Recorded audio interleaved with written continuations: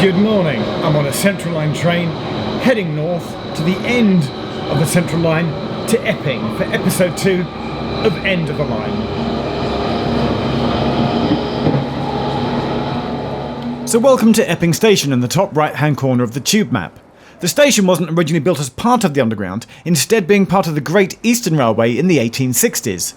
A lot of the Central Line in this area used to be mainline railways with steam trains and didn't become part of the tube network until 1949. Now the obvious thing we have to mention here is that the line used to go further, with stations at North Weald, Blake Hall and Ongar.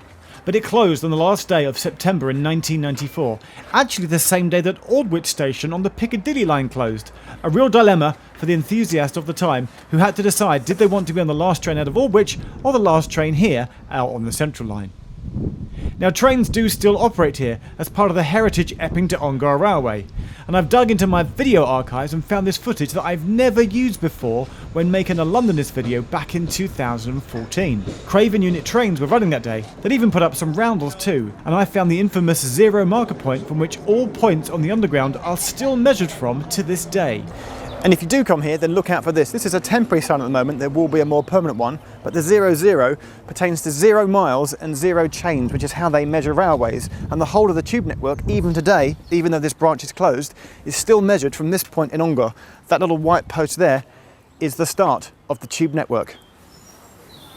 So I'll put a link to the Epping to Ongar Railway in the description if you want to go and check that out and see what days they operate and what times they run. The exciting piece of news is, which I didn't know until researching for this, is that at the moment trains only come as far as Coopersdale, but there are plans, and I don't know how advanced they are, to build another station on the EOR slightly nearer, or much nearer in fact, to Epping Tube Station, called either Epping Forest or Epping Glade, and it says just a couple of hundred metres away. So just up there might be a new station on the Epping to Ongar Railway at some point in the future.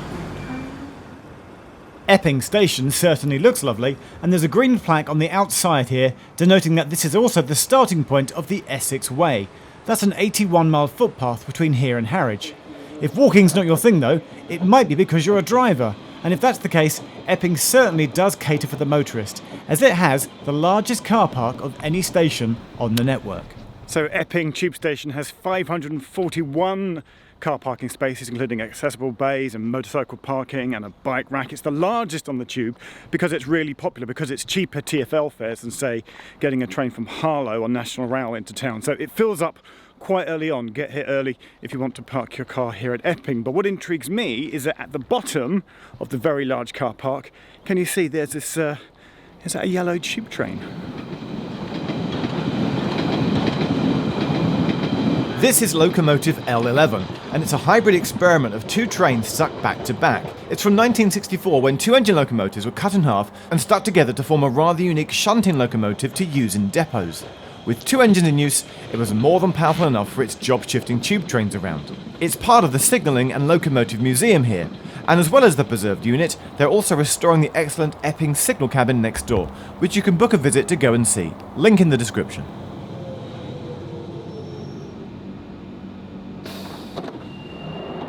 Now it's from Epping that you can set off on the longest possible journey on one train on the tube. From here to West Ruislip, it's a total of 34 miles.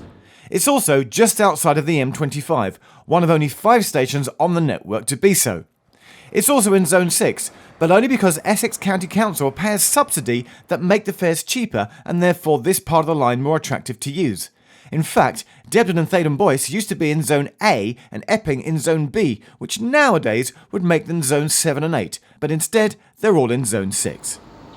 And another thing that I'm really interested in looking at here is the second entrance that Epping Station has. So on the eastern side of the station you've got platform 1, the main entrance is the other side on platform 2.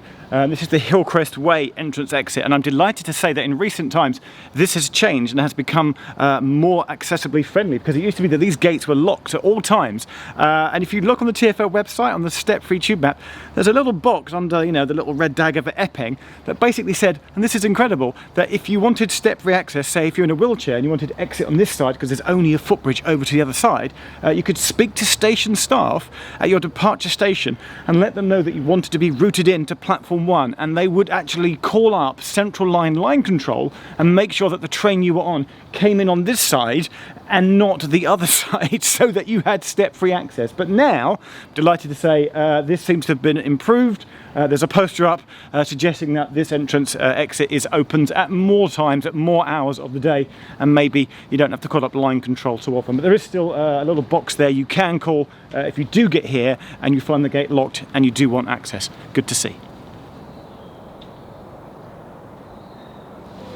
It doesn't feel quite as rural or out in the sticks as, say, Amersham did, as we saw in the last episode, but it definitely does have that a little bit, a kind of a, where am I? Why am I here? End of the line.